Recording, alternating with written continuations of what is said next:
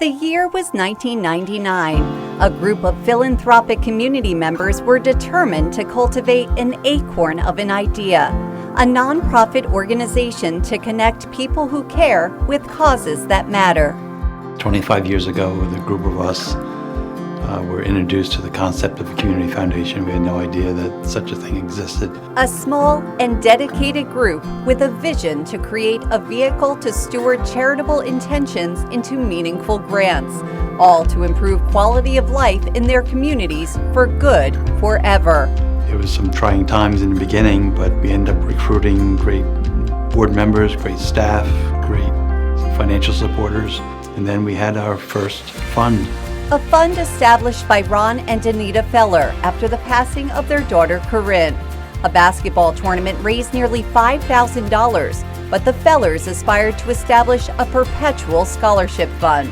We handed everything over to the community foundation at that time. It was out of Sugarloaf. I think Ann Moss was in charge back then, and they were great. We wanted to go to a place that knows how to administrate money, knows how to make money on their money, and also is giving to the community. The Corinne Feller Memorial Basketball Tournament continues annually on the Valley Central High School court where she played. And her spirit will live on as the Feller's goal of a perpetual fund has been achieved. It could not have worked out better. We started out giving out $2,000 scholarships, and now we're up to $6,000. My goal is to get it up to 10 and be 10 forever, and it will be forever in her name.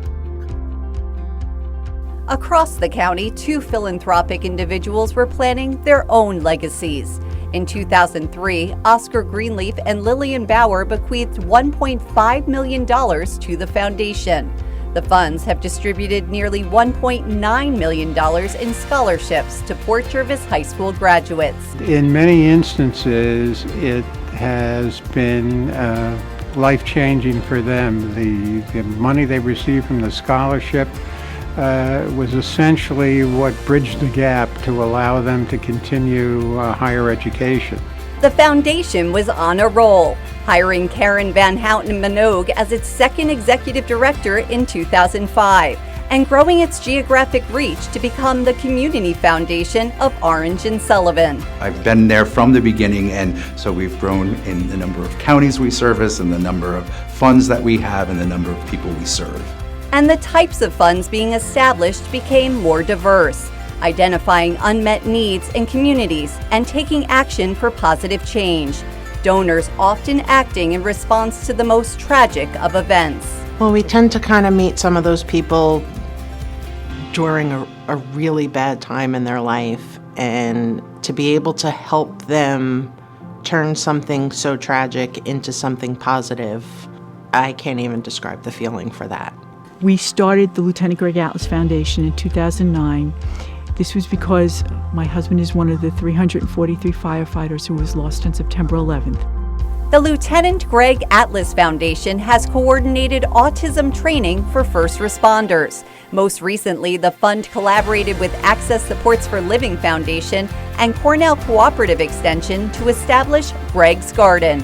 The garden provides fresh produce to food pantries and valuable life lessons for adults on the autism spectrum. So if this improves their job opportunities and improving their life skills, it makes everything worthwhile. I think the sky's the limit, and we are no longer the best kept secret in Orange County like we were 10 years ago, even 5 years ago. The foundation entered its last decade with a new leader. Biz Rowley would take the helm during an exciting time of action and impact. At the heart of our mission is helping donors support the things that are really meaningful to them. So I'm really proud of our ability to continue to do that and just grant out more and more money.